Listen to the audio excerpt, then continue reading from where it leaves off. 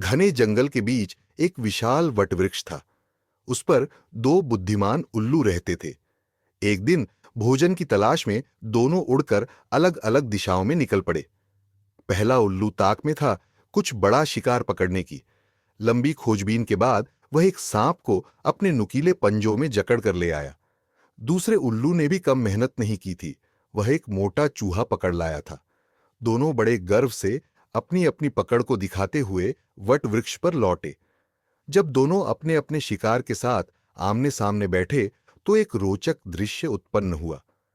सांप की नजर चूहे पर पड़ी। उसकी आंखों में एक अलग ही चमक आ गई। उसकी जीभ अपने आप बाहर निकल आई, लपलपाने लगी।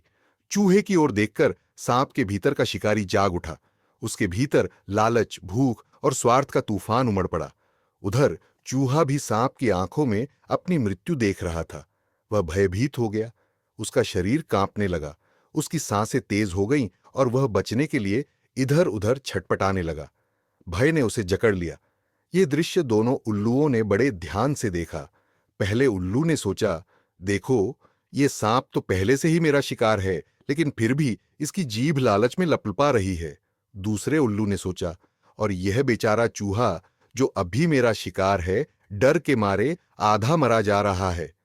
पहले उल्लू ने गंभीरता से कहा, यह दृश्य हमें सिखाता है कि जीवन में कई बार हम उन चीजों के पीछे भागते हैं जो हमारी नहीं है। सांप अभी स्वयं शिकार है, पर लालच उसे और भी नीचे गिरा रहा है। जीभ का स्वाद उसे यह एहसास ही नहीं करने दे रहा कि वह खुद संकट में है। दूसरे उल्लू ने सहमति में सिर हिलाया और बोला, बिल्कुल समझ में आया। जीभ की रस की स्वाद की इच्छा इतनी प्रबल है कि सामने मृत्यु खड़ी हो तो भी दिखाई नहीं पड़ती। और यह भी समझ में आया कि भय मौत से भी बड़ा भय है। मौत सामने खड़ी है, उससे यह भयभीत नहीं है चूहा, लेकिन भय से भयभीत है कि कहीं सांप हमला न कर दे। मौत से हम भयभीत नहीं हैं, हम भय से ज्यादा भयभीत है। दोनों उल्लुओं ने तय किया कि वे न तो लालच में अंधे होंगे और न ही अपने शिकार को डराकर उसे पीड़ा देंगे।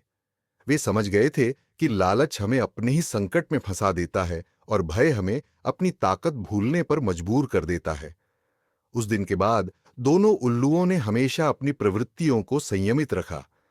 वे समझ चुके थे कि जीवन का असली संतुलन स्वाद और भय दोनों पर विजय पाने में है। जो अपनी इच्छाओं पर काबू पा लेता है और जो भय से ऊपर उठ जाता है, वही सच्चा ज्ञानी बनता है